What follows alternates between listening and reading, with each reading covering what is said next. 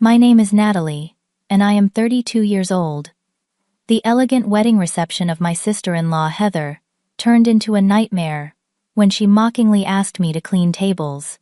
My mother Elizabeth called my 10-year-old son Jacob brainless, causing cruel laughter. But nobody expected my dyslexic yet brilliant son to grab the microphone and shock the entire room with what he revealed next. If you are watching this, drop a comment letting me know where you are from, and do not forget to like and subscribe to hear what happened next at this disastrous wedding.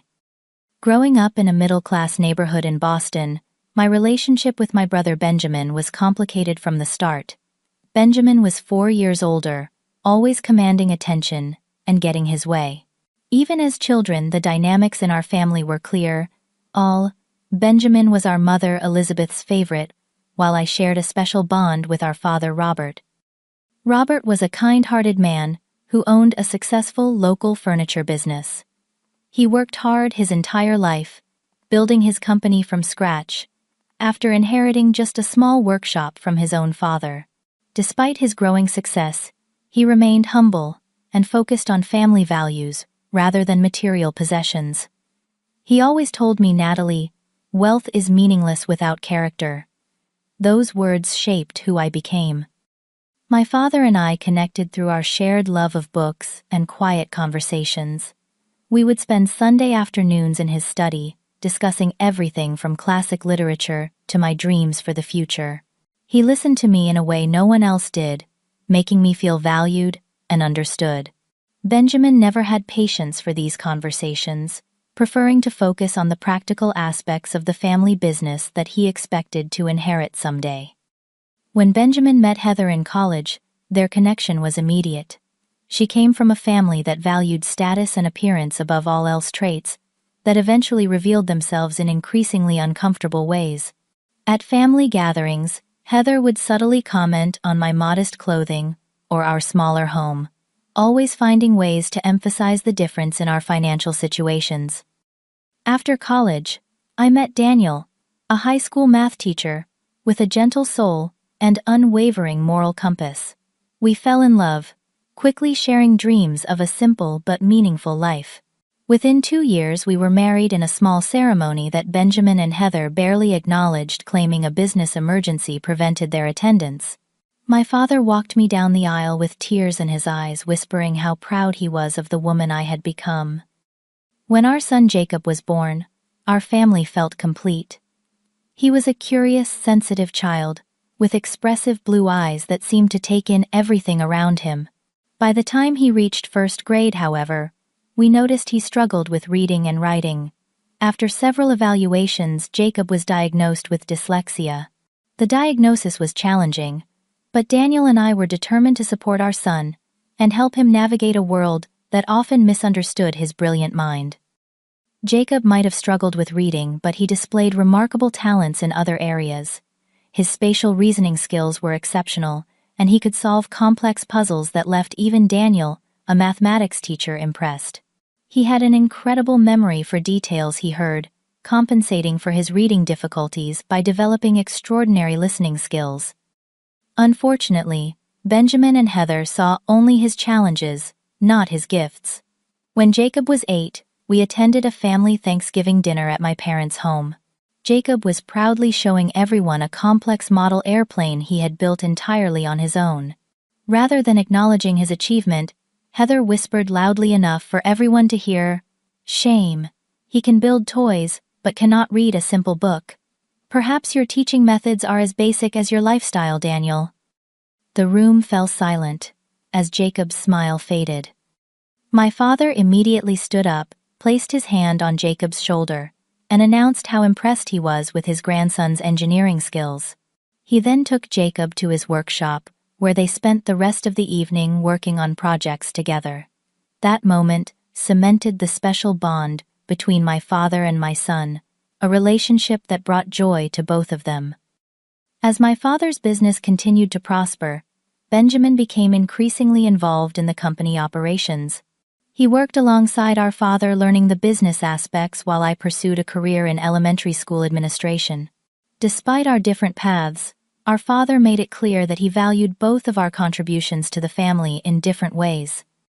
When Jacob turned 9, my father took me aside during a family gathering. "I have updated my will, Natalie," he said quietly. "I want you to know that everything will be divided equally between you and your brother. I know money has never motivated you, but I want to ensure Jacob's future, especially for his education. He has special gifts that need nurturing." I assured him that Daniel and I were managing fine, but he insisted. "It is not about need, Natalie. It is about fairness, and recognizing that family legacy belongs to all of us equally." I hugged him, grateful for his foresight and fairness, never imagining how quickly our lives would change. Our modest but happy life continued. We lived in a small 3-bedroom house in a family-friendly neighborhood. Daniel taught at the local high school, and I worked as an assistant principal at an elementary school.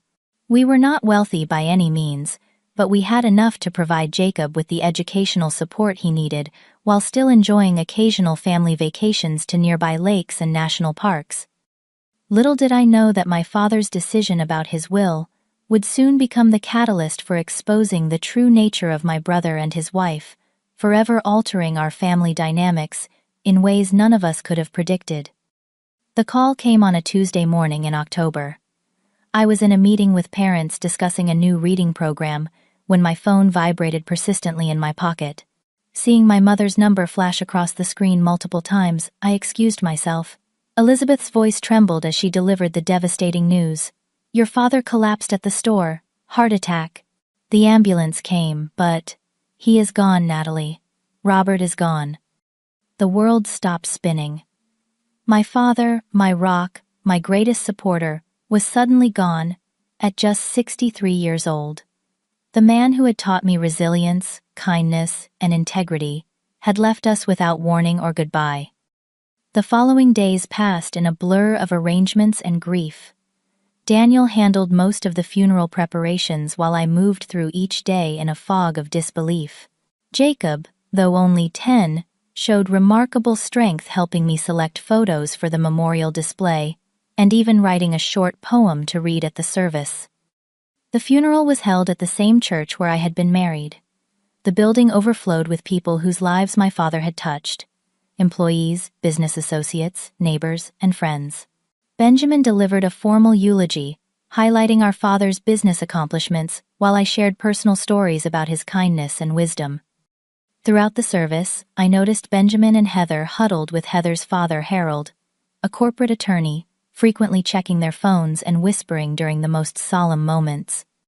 Following the funeral, we gathered at my parents' home for the reading of the will. My father's longtime attorney and friend Lawrence looked uncomfortable as he prepared to address the family. Benjamin sat straight-backed beside Heather, both dressed in expensive, perfectly tailored black attire that somehow seemed more appropriate for a business meeting than a family gathering in mourning.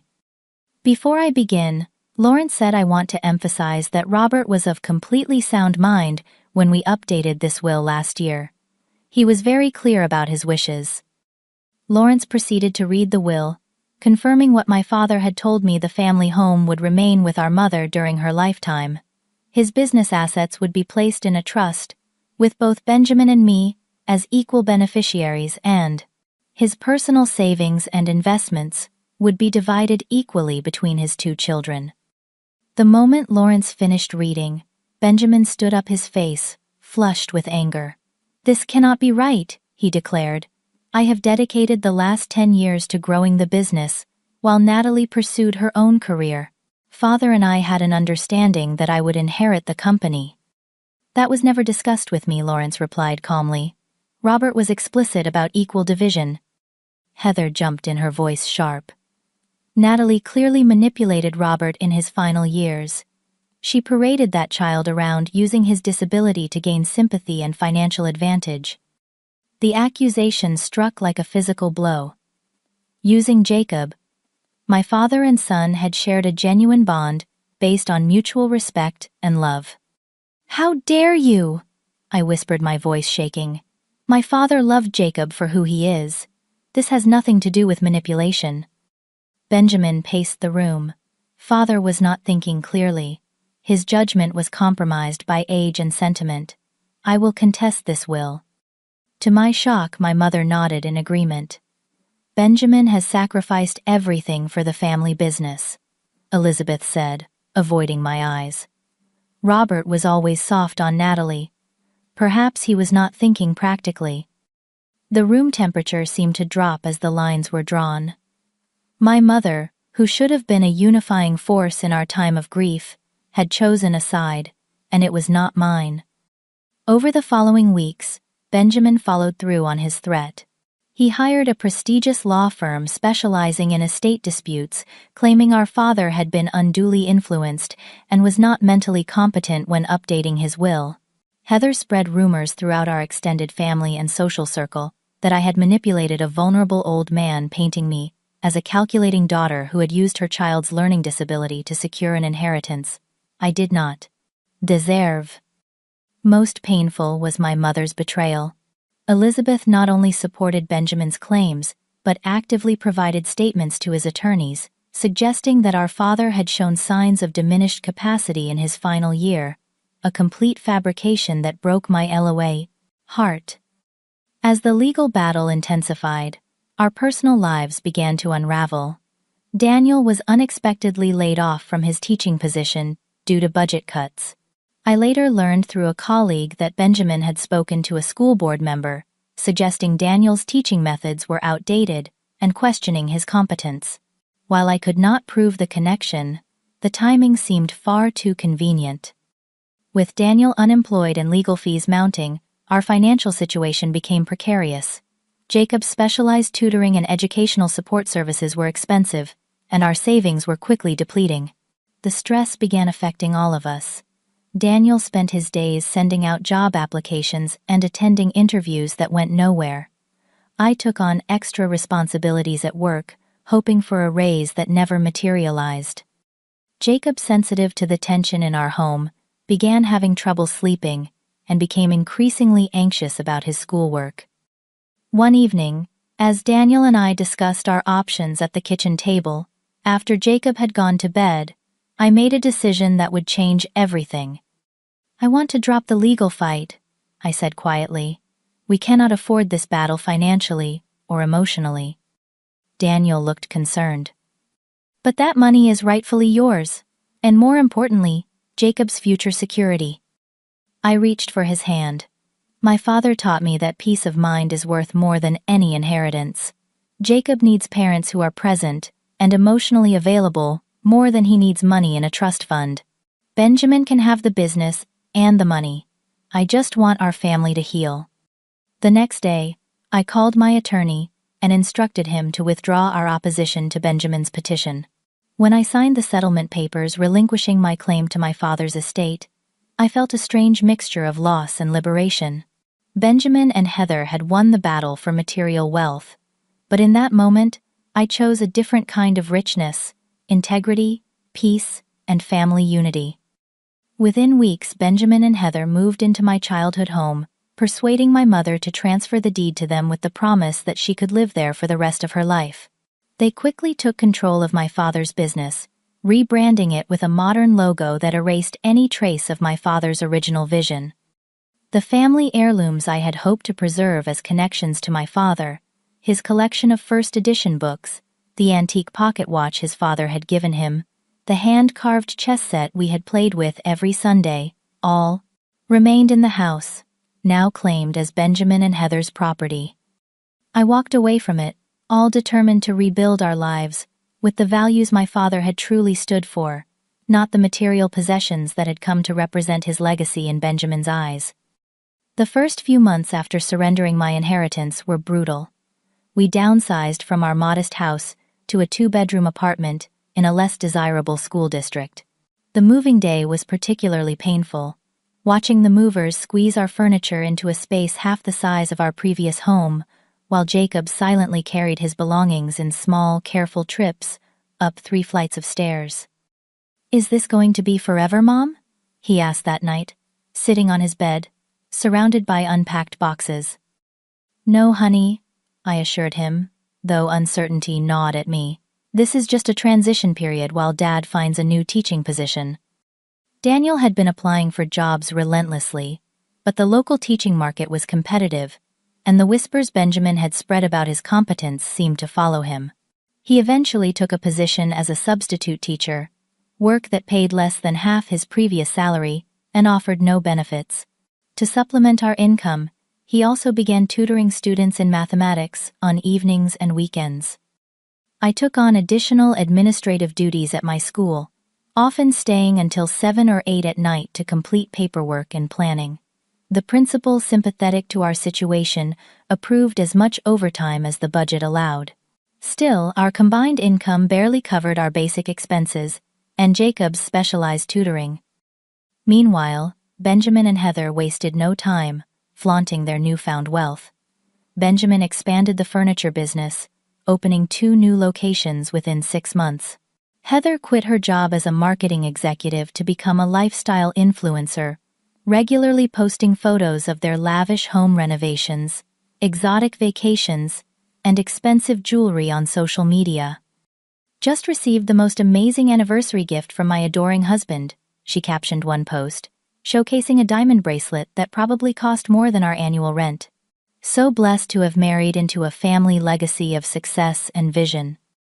The family legacy she referred to was my father's life work, now repurposed as a backdrop for her carefully curated online persona. Each post was like a knife twist, not because of the material possessions themselves, but because of how completely they had erased my father's genuine values of modesty and substance over style. Most painful were the family gatherings we still occasionally attended primarily for Jacob's sake and to maintain a relationship with my mother.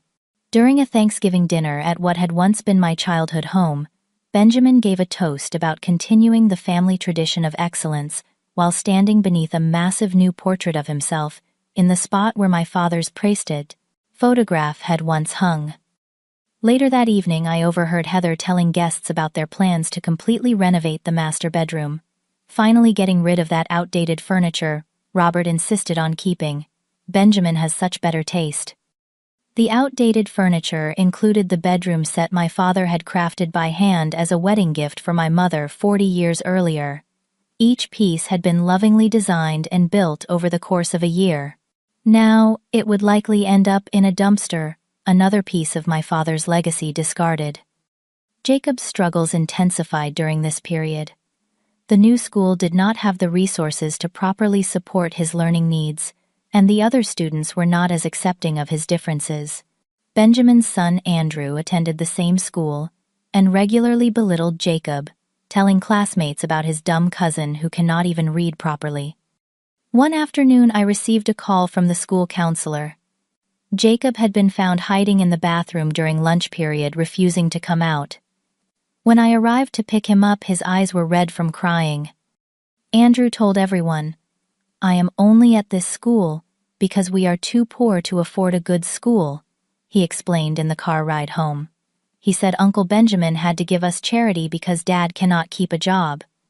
Daniel and I spent that evening reassuring Jacob of his worth and intelligence, emphasizing that our current financial situation was temporary.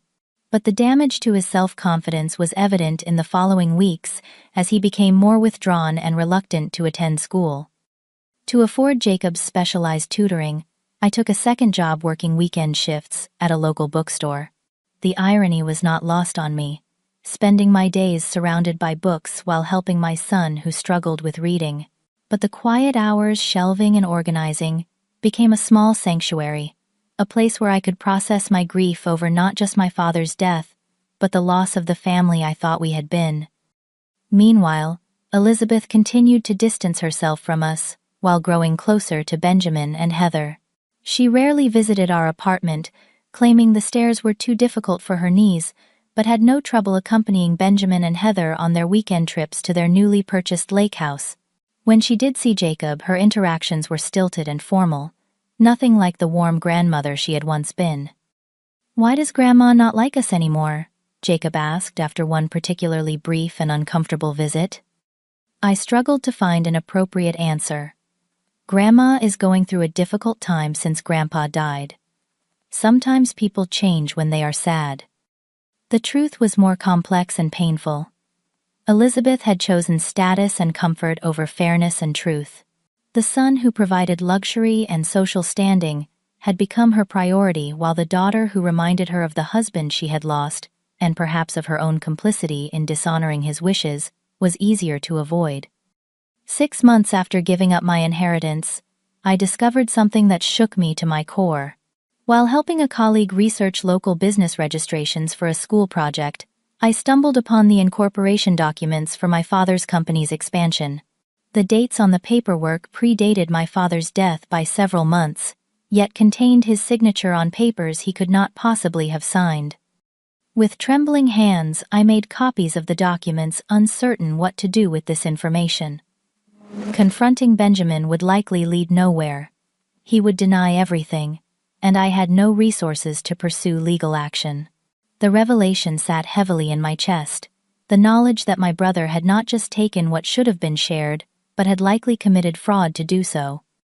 That night, I showed the papers to Daniel, who confirmed my suspicions about the timeline discrepancies. "This is forgery, Natalie.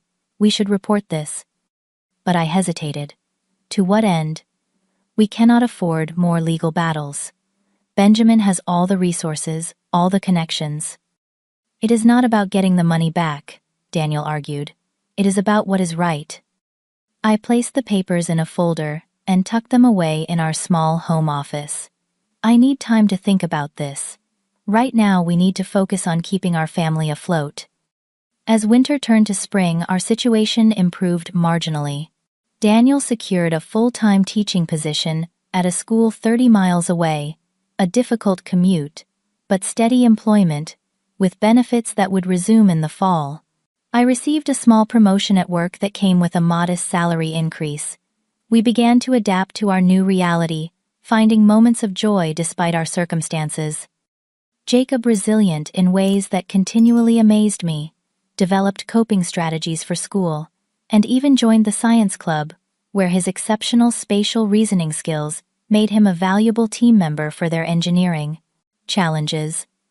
When his team won a regional competition, the pride on his face reminded me of my father's expression whenever he completed a particularly challenging woodworking project. Just as we were finding our footing, an elaborate envelope arrived in the mail, an invitation that would set in motion events none of us could have anticipated. The invitation was printed on heavy cream cardstock, with gold embossing announcing the vow renewal ceremony and reception of Benjamin and Heather Wilson.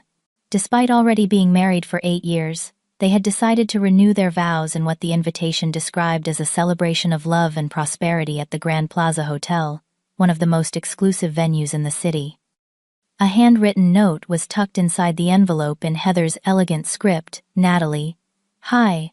We would be delighted if you, Daniel, and Jacob could attend our special day.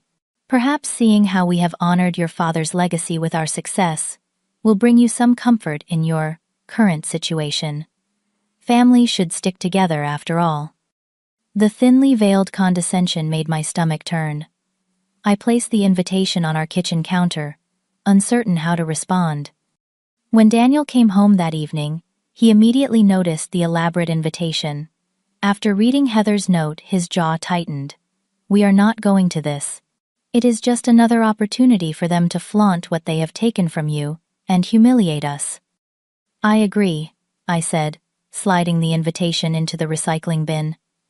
"We will send our regrets." Later that night, Jacob came into the kitchen for a glass of water and spotted the edge of the invitation peeking from the bin. Curious, he pulled it out and read it carefully. "Are we going to Uncle Benjamin and Aunt Heather's party?" he asked the next morning at breakfast. "No, honey," I explained gently. "Dad and I think it might be uncomfortable for everyone." To my surprise, Jacob's expression grew serious. "I think we should go." Daniel and I exchanged glances.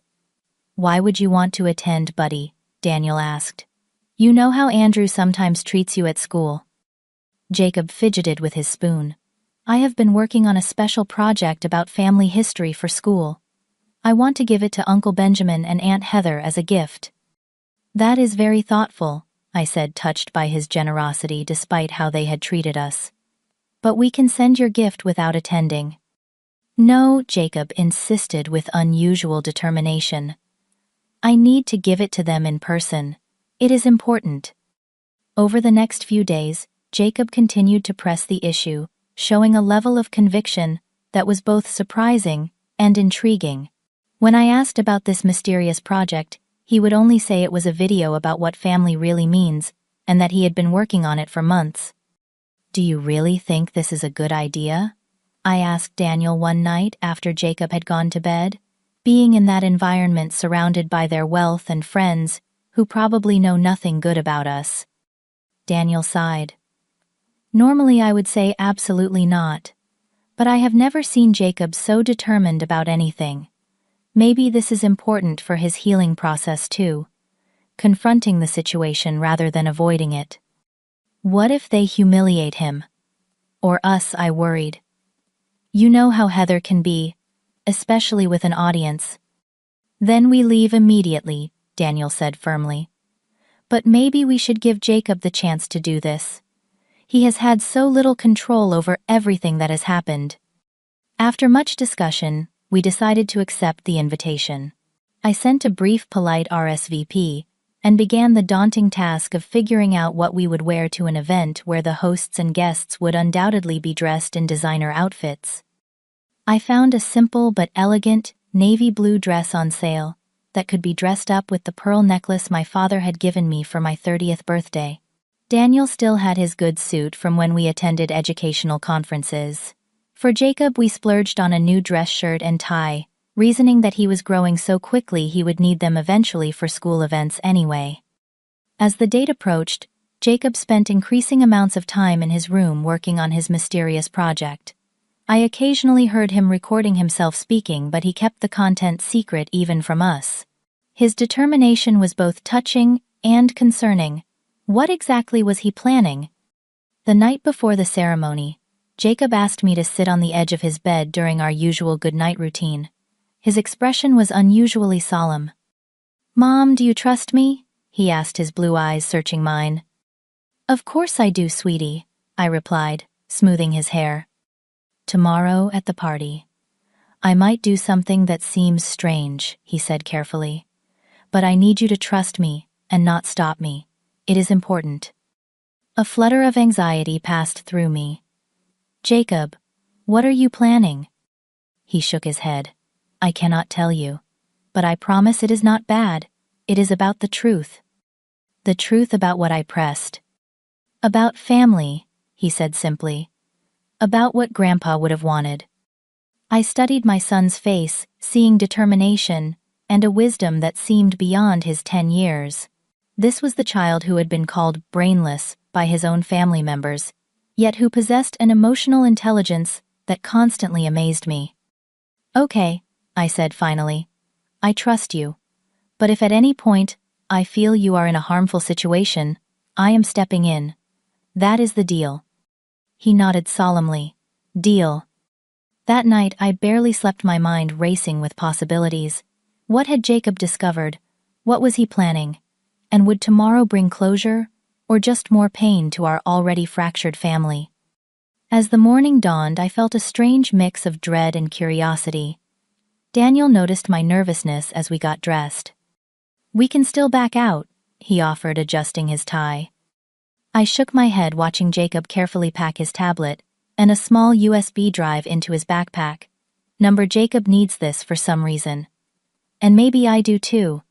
It is time to face Benjamin and Heather on their own turf. "Just remember," Daniel said, taking my hands in his, "whatever happens today, we have each other. That is what really matters." With those words of reassurance, we headed out to what would become the most unexpected and revealing family gathering of our lives. The Grand Plaza Hotel lived up to its name with its marble columns and crystal chandeliers, creating an atmosphere of opulence from the moment we entered the lobby. A tasteful sign directed guests to the Wilson Vow Renewal in the Grand Ballroom, where a photographer captured arrivals against a backdrop of cascading white orchids and gold accents. When we approached the entrance, the photographer seemed momentarily confused, as if uncertain whether to offer us the same treatment as the other guests. I felt Jacob squeeze my hand reassuringly as we continued past, pretending not to notice the slight. The ballroom was transformed into a scene from a luxury magazine spread. Elaborate floral arrangements towered from each table, which were adorned with gold chargers, fine china, and crystal stemware. A string quartet played softly in the corner, and waitstaff circulated with champagne and hors d'oeuvres on silver trays. "This must have cost a fortune," Daniel whispered, as we found our assigned table, notably positioned near the service entrance, far from the main table. I recognized few of the 100 or so guests, mostly Benjamin's business associates and Heather's social circle. The few family members present gave us awkward nods of acknowledgement, but made no effort to approach or engage. My mother Elizabeth was seated at the head table, elegant in a new designer dress, laughing with Heather's parents. Jacob seemed unfazed by our isolation, his eyes scanning the room with unusual intensity. He kept his backpack close, occasionally checking its contents, as if to reassure himself everything was still there. The ceremony itself was brief but lavish, with Heather in a gown that probably cost more than our annual rent. Benjamin spoke about building on family foundations to create a legacy of success, words that stung, given how he had essentially stolen that foundation. Not once during their vows or speeches did either of them mention my father, whose hard work and sacrifice had made their current lifestyle possible. During the cocktail hour that followed, we stood awkwardly near the edge of the room. I noticed several guests glancing our way, then whispering to each other. Clearly we were the subject of gossip. Jacob excused himself to use the restroom, taking his backpack with him. Daniel went to get us some water, leaving me momentarily alone. It was then that Heather approached, champagne flute in hand, wearing a practiced smile. "Natalie, I am so glad you could make it. What a lovely, accessible outfit." Her eyes flicked dismissively over my department store dress. "Congratulations, Heather. It is a beautiful ceremony," I replied, determined to maintain my dignity. "Yes, well, we wanted to celebrate properly now that the business is thriving. Benjamin has such a vision for expansion." She looked around conspiratorially before adding, "Much more ambitious than your father ever was. The company needed younger, more forward-thinking leadership." I bit my tongue, unwilling to take her bait. Dad built a solid foundation. I am sure he would be happy to see it continue. Speaking of continuing, Heather said, her voice taking on a syrupy quality as she noticed others watching our interaction. "We are so happy you could attend, despite your circumstances. In fact, since you are here, perhaps you could help us out." Before I could respond, she raised her voice slightly so those nearby could hear. "The catering staff is a bit overwhelmed, since you are experienced with more practical matters. Would you mind helping clear some of the tables? We would consider it your gift to us, since I imagine presents are difficult with your current budget constraints." I felt my face burn, as several nearby guests turned to watch the exchange. Before I could formulate a response that would not cause a scene, my mother approached champagne, clearly having loosened her usual restraint. "There you are, Natalie Elizabeth," said her voice carrying. "Always hiding in corners. You should be more like Heather, confident, successful." "Mom, I was just catching up with Heather," I said quietly, trying to diffuse the situation. Elizabeth looked at my simple dress and shook her head disapprovingly. "You could have made more effort for such an important occasion. And where is that child of yours? Probably hiding as usual." "Jacob is in the restroom," I replied, my chest tightening at her dismissive tone. Heather laughed lightly. "Natalie was just about to help the staff clear some tables. Perfect job for her, do not you think? And she could use that brainless child of hers to help. At least he would be good for something practical, since academics are clearly not his strength." Several guests nearby chuckled, emboldened by Heather's cruelty. I felt a surge of protective anger, but before I could respond, I saw Jacob standing just behind them, his backpack clutched tightly in his hands. From his expression, I knew he had heard everything. Daniel appeared at my side, having also overheard. "We should leave," he whispered, placing a protective hand on my back, To my surprise, Jacob stepped forward instead of retreating. "Actually, I have a gift for Uncle Benjamin and Aunt Heather," he announced, his voice clear despite a slight tremor. Heather's smile faltered slightly. "How sweet. You can leave it on the gift table, dear." "It is not that kind of gift," Jacob persisted. "It is a video I made about our family." Benjamin had now joined the group, placing a possessive arm around Heather's waist. "This is hardly the time, Jacob. We have a schedule to maintain." "It will only take a few minutes," Jacob insisted with a determination I had rarely seen in him. "I worked very hard on it." A few guests, curious about the exchange, encouraged Benjamin and Heather to let the boy present his gift. Perhaps not wanting to appear unkind in front of their audience, they reluctantly agreed. "Fine," Heather conceded, with an exaggerated sigh. 5 minutes then, back to our real celebration. Jacob approached the DJ booth with surprising confidence, speaking quietly to the man controlling the audio-visual equipment. The DJ nodded, looking slightly confused but willing to help. Minutes later, the large projection screen that had been showing tasteful photos of Benjamin and Heather lowered from the ceiling, and the room lights dimmed slightly. "Ladies and gentlemen," the DJ announced, "the nephew of our celebrating couple has prepared a special video presentation as his gift. Please direct your attention to the screen." Daniel and I exchanged worried glances, having no idea what Jacob had created. As the video began, I held my breath, praying this would not result in further humiliation for my sensitive son. The screen illuminated with a simple title, "The Wilson Family Legacy: Truth and Remembrance." What followed left the entire room in stunned silence. The video began innocuously enough, with photos of my father and his furniture business through the years. But then it transitioned to a series of emails, text messages, and recorded phone conversations between Benjamin and Heather, dated before my father's death, plotting how they would contest the will and take control of the entire estate. "Just need to convince Mom that Dad was losing it," Benjamin's voice played clearly through the speakers in one recording. "You work on spreading some rumors about Natalie taking advantage. Between the two, we can get the whole thing invalidated." Another clip showed Heather speaking to someone off camera. "Elizabeth is easy to manipulate. She has always preferred Benjamin anyway. We just need to keep her comfortable, and she will back whatever story we create." The video continued with screenshots of doctored financial documents, the same ones I had discovered months earlier, with Benjamin and Heather discussing how to backdate them with my father's forged signature. Most damning was a recorded conversation where they mocked many of the guests currently in the room, describing them as useful idiots and walking checkbooks who would enhance their social standing. The ballroom erupted in gasps and murmurs as the evidence mounted. Some guests stood up abruptly.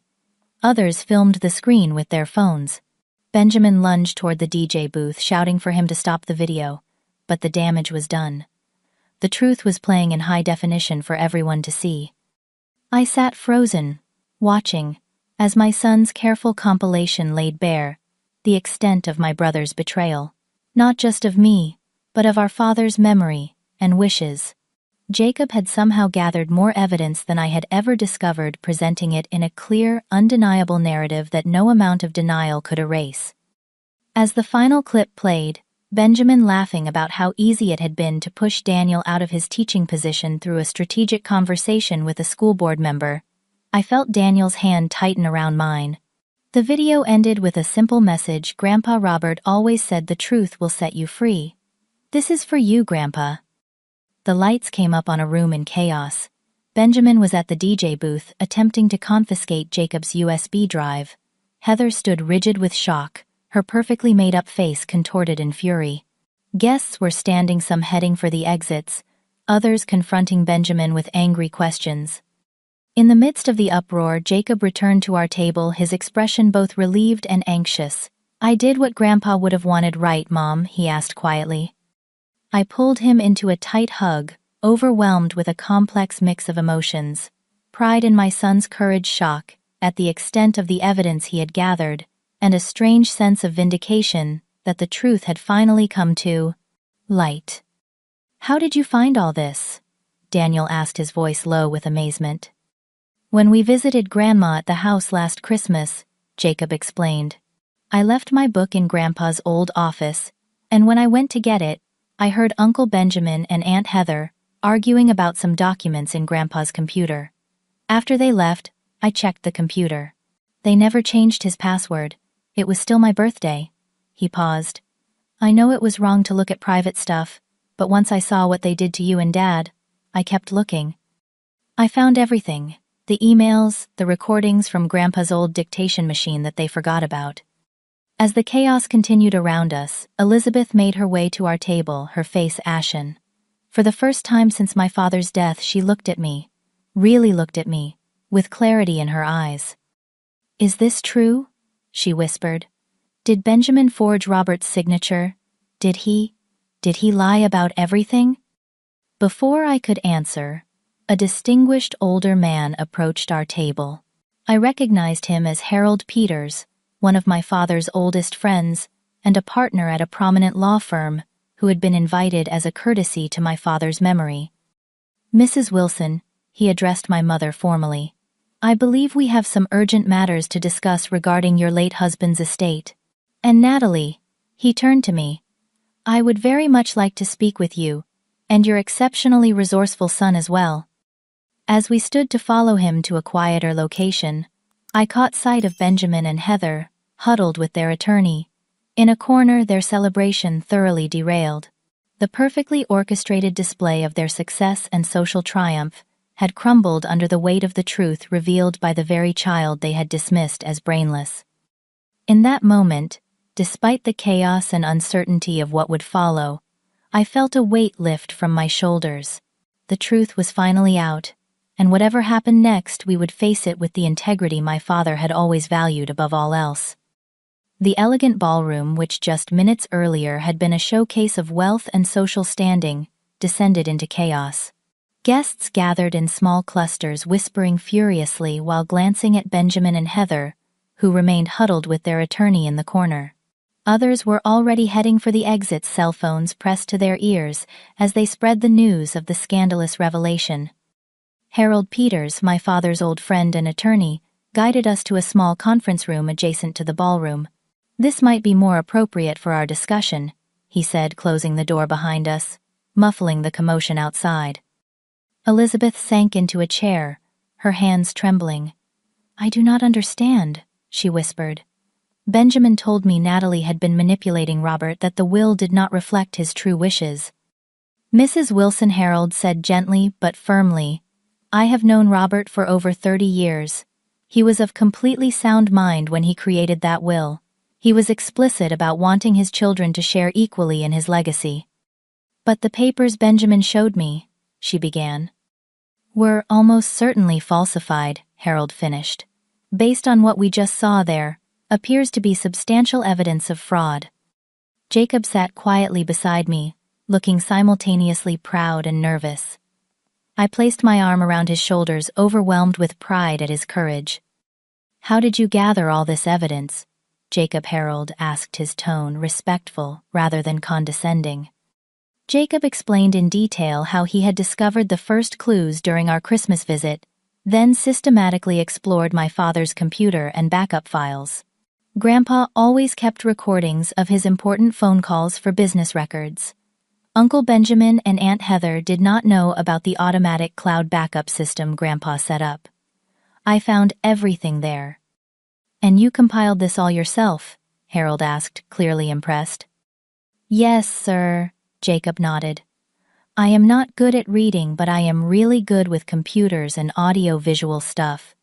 My teacher helped me with the editing software for my history project, and I used those skills for this. The door opened abruptly, as Benjamin burst in, his face flushed with rage. What the hell was that? That video was full of manipulated content and private information obtained illegally. Harold stood, his professional demeanor hardening. Benjamin, I strongly advise you not to make accusations right now. From what I observed, there appears to be evidence of serious legal impropriety on your part. This is absurd, Benjamin sputtered. He is a child with a learning disability. No one will believe this nonsense. Actually came a new voice from the doorway. I found it extremely credible. We turned to see Judith Blackwell, one of the city's most prominent business leaders, and a major client of my father's company, now Benjamin's. Hoplin. Her expression was severe as she entered the room. I came today out of respect for Robert, she said coolly. He was a man of impeccable integrity who built his business on trust and quality. What I just witnessed suggests his son lacks those qualities entirely. Benjamin paled. Judith, I can explain. This is a family misunderstanding that has been grossly exaggerated. Save it, she cut him off. I have already texted my assistant to begin transitioning our contracts to another vendor. I suspect others will do the same. She turned to me. Natalie, I did not know the circumstances of your father's estate. Robert always spoke highly of you. I am sorry for what has happened. As Judith left, Benjamin seemed to deflate the implications of losing major business clients sinking in. Heather appeared in the doorway, mascara streaking down her cheeks. The Harrises and Johnsons just canceled their orders, she hissed at Benjamin. This is a disaster. Elizabeth stood shakily. I need to understand exactly what has happened. Benjamin, did you forge your father's signature on company documents? Benjamin's silence was damning. Did you deliberately spread lies about Natalie to gain control of the entire estate? She continued, her voice strengthening. Mom, you do not understand the pressure, Benjamin finally said. The business needed aggressive expansion. Dad was too conservative. Natalie had no interest or experience in the company. It made sense for me to take control. That was not your decision to make, Elizabeth replied, a new firmness in her tone. That was for your father to decide, and he chose to divide his legacy equally. We can discuss this later in private, Benjamin insisted, eyeing Harold nervously. I think not, Harold interjected. As a friend of Robert's and an officer of the court, I cannot ignore evidence of potential fraud and forgery. Natalie, would you be willing to pursue this legally? All eyes turned to me. After months of suppressing my anger and hurt, the vindication of this moment was powerful. Yet something held me back from immediately agreeing. Before I answer that, I said carefully, I want to be clear about what I want. I turned to Benjamin. I do not want to destroy you or the business Dad built. I do not even want the full share of the inheritance anymore. Benjamin looked suspicious. Then, what do you want? An acknowledgement of the truth. A public apology to Jacob for how you have treated him. And... I paused, feeling a sudden wave of emotion. Dad's pocket watch. The one his father gave him. That is all I want from the estate. A watch, that is it, Heather interjected incredulously. After all this drama. The watch was supposed to go to Jacob, I explained. Dad told me he wanted his grandson to have it when he turned 18. It is not about the monetary value. Benjamin seemed to consider this, clearly calculating the cost-benefit analysis of a quick resolution versus protracted legal battles and further business damage. And if I agree to these terms, he asked cautiously. Harold cleared his throat. I would still recommend a proper legal review of all documents related to Robert's estate and business transition. There are potential criminal implications that cannot simply be negotiated away. However, he continued, if Natalie does not wish to pursue maximum penalties or full recovery of assets, that would certainly influence how aggressively these matters are investigated. The tension in the room was palpable as Benjamin faced the consequences of his actions. Outside, we could hear the reception continuing to disintegrate as guests departed and staff began prematurely clearing tables. Elizabeth suddenly reached for my hand, her eyes filling with tears. Natalie, I owe you an apology. I believed what I wanted to believe, because it was easier. I did not want to think Benjamin would lie to me, that he would dishonor his father's wishes this way. Her words released something in me. Not forgiveness exactly, but perhaps the beginning of understanding. We all lost Dad, I said quietly. I think we just handled our grief in different ways. Jacob, who had been quietly observing, finally spoke up. Uncle Benjamin, you always said I was not smart because I cannot read well. But Grandpa told me, being smart is not just about reading. It is about seeing the truth and standing up for what is right. His simple wisdom hung in the air, a powerful reminder of what truly mattered. Not wealth or status, but integrity and truth. The very values my father had lived by and tried to instill in both his children. Daniel, who had been a steady, supportive presence throughout, finally added his thoughts. We are not interested in revenge. We just want to move forward with our lives, honoring Robert's real legacy, his values, not just his possessions. Benjamin looked between us, perhaps seeing for the first time the strength in our family unit despite our financial struggles. Something shifted in his expression, not full remorse, but perhaps the beginning of recognition. I will get you the watch, he said finally, and I will make a public statement clearing Natalie's name regarding Dad's will and estate. It was not everything, but it was a start. As we prepared to leave the imploding celebration, I felt a complex mix of emotions, vindication, relief, and a strange sense of freedom. The truth had finally emerged, not through my efforts, but through the determination and courage of my remarkable son, who had been underestimated by everyone, except those who truly knew him. As we walked out through the lobby, Jacob squeezed my hand. Did I do okay, Mom? I knelt down to his level, looking into his intelligent, sensitive eyes. You did more than okay. You stood up for the truth in a way that would have made your grandfather incredibly proud. In a way that makes me proud beyond words. We stepped out into the evening air, leaving behind the artificial opulence of the reception and walking toward something more valuable, a future built on truth, integrity, and the real meaning of family legacy. 2 years can change everything, or perhaps more accurately, 2 years can reveal the truth of everything. As I sit in our new backyard watching Jacob practice for his science presentation, I marvel at how far we have come since that fateful wedding reception.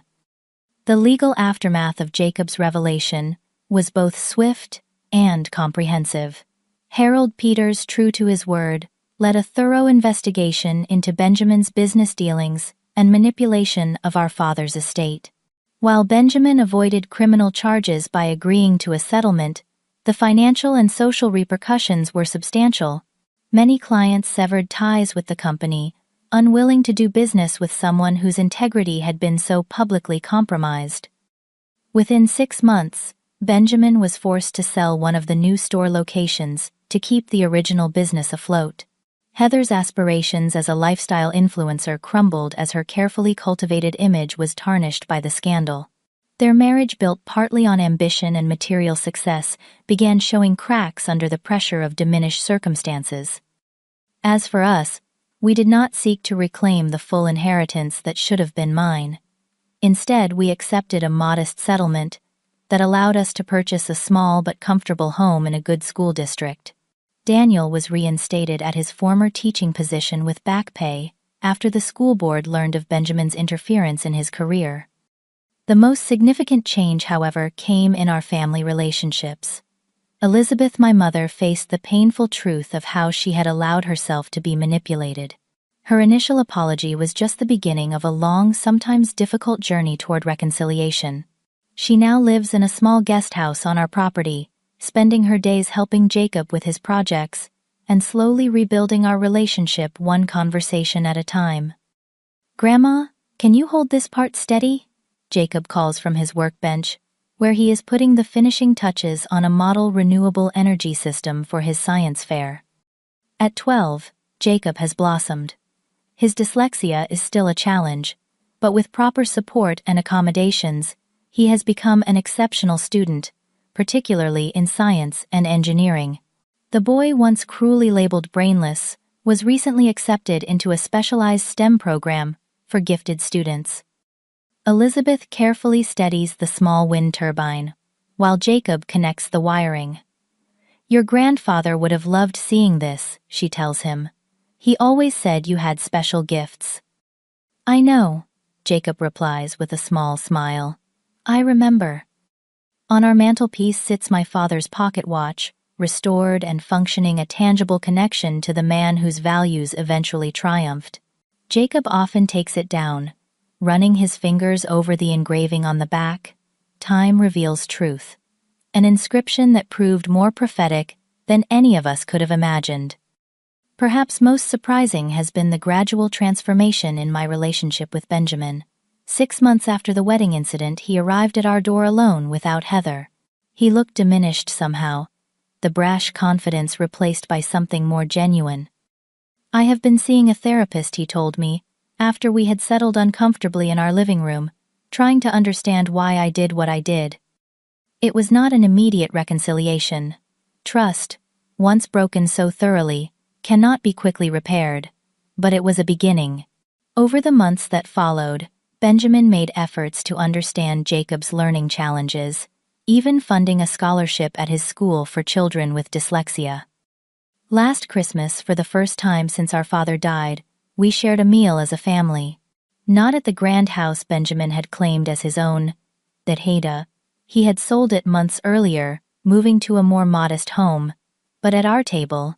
The conversation was sometimes stilted, the history between us impossible to fully set aside, but it was a step toward healing. Heather and Benjamin have since separated, another casualty of foundations built on false values. Benjamin now runs a significantly smaller version of our father's business, focusing on quality craftsmanship rather than aggressive expansion. He occasionally asks Jacob for design ideas, recognizing the spatial brilliance my son possesses. As for me, I have found unexpected fulfillment in a new role as an advocate for children with learning differences. My experience with Jacob and the school system's initial failure to support him properly led me to create a parent resource network that has now helped dozens of families navigate similar challenges. The inheritance I once fought for, and then surrendered, has been replaced by something more valuable: the knowledge that my father's true legacy lives on, not in furniture or financial assets, but in the values we now strive to uphold. Daniel emerges from the house, carrying a tray of lemonade. "How is the future Nobel Prize winner doing with his project?" he asks, setting the tray on our patio table. "Almost finished," Jacob calls back, his focus unwavering from his work. As we sit together in the warm afternoon sunlight, I reflect on the strange journey that brought us here. When I walked away from my inheritance 3 years ago, I thought I was surrendering something precious.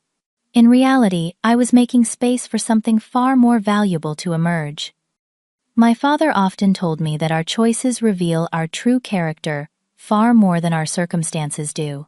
In choosing peace over conflict, integrity over material gain, I found a different kind of wealth. And in allowing Jacob to stand up for truth in his own unique way, we discovered the most valuable inheritance of all: the courage to live according to our deepest values, even when the cost seems too high. Sometimes the biggest inheritance is not what is left in a will, but the lessons we learn about who truly matters in our lives. The pocket watch on our mantle keeps perfect time, but the most precious gift my father left us cannot be held in our hands, only in our hearts. Have you ever had to choose between fighting for what is rightfully yours and finding peace by letting go? What would you have done in my situation? Share your thoughts in the comments below. And if this story resonated with you, please like, subscribe, and share it with someone who might need to hear that sometimes walking away is not giving up, but moving forward. Thank you for listening to my story. And remember that the most valuable legacies are not measured in dollars, but in the lives we touch and the truth we honor.